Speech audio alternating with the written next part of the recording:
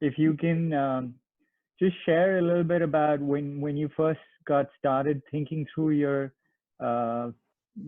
customer acquisition strategy and also leveraging partnerships with existing players to get your first set of patients and grow from there.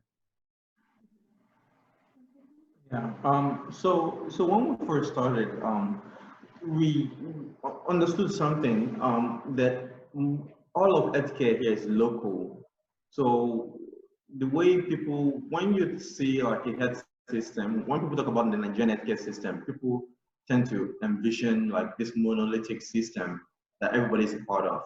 But what you really have in practice is actually little tiny healthcare systems that are pretty much based off of the cities you're in. So what we do, so because of that, our customer acquisition strategy has been actually very, very localized. So we hire locally. Typically, we actually even like to hire people who worked in healthcare before, who have a lot of networks within the healthcare space, and have them help us preach the gospel to hospitals and clinics around the community. And the whole idea is that if they just refer us a few patients and see the quality of our results, they would switch.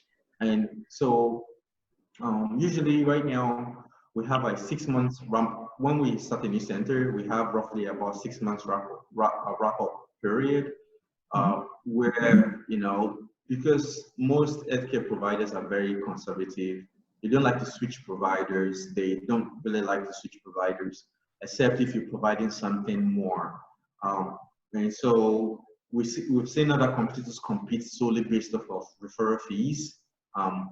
But for us, we choose not to compete based off referral fees. We choose to compete on the quality of service provided. And that means what we always try to do is get in front of the doctor, show them our X-ray report, show them our ultrasound report. And then once they start using us, then we just find that a lot of them stick around just because they like the reporting, they like our services, they like the resolution, the resolution of the clinical images and stuff. And when we tend to lose customers, because they want more, or lose hospitals, we tend to lose them sometimes because, you know, maybe the doctors want more in referral fees, and we're not someone that choose to compete on that level. So if someone is offering them more money for, then they might leave us. But usually what we find out is when their family needs help with any diagnostics, they still come to us when it's their family. But if it's, so that's some of the things we see. But we focus a lot on the types of service we provide within the community. We want to provide the best in class, so that would be why people come to us. Great. We also have different channels as well. So Shoga's talking about our biggest channel, which is patients that are referred to us from another healthcare facility, which is how we built our company. And then we also have more and more walk-in patients, and they primarily hear about us through word of mouth. We've done a little bit of digital marketing, but we haven't found that's been super successful with our patient populations yet. I think we could do more there, but then I think there's also a limit to how many people we can reach with that particular marketing channel. And then another channel that we've been working on a lot at the end of last year was on signing more insurance providers.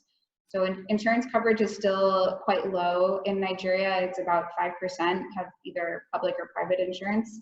But that's a trend that we see that is growing, and something that we would like to encourage people to have some sort of insurance coverage.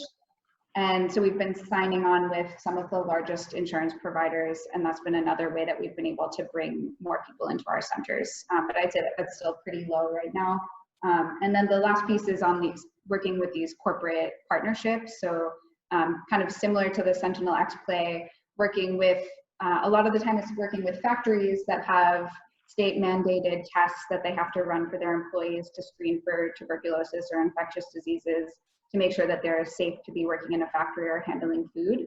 So that's been one other channel that we've seen, and one that we would like to grow. And again, to kind of push away from this single moment in time screening of your employees to something that's much more continuous and can be focused more on kind of overall health and well-being rather than just like a single tuberculosis screening.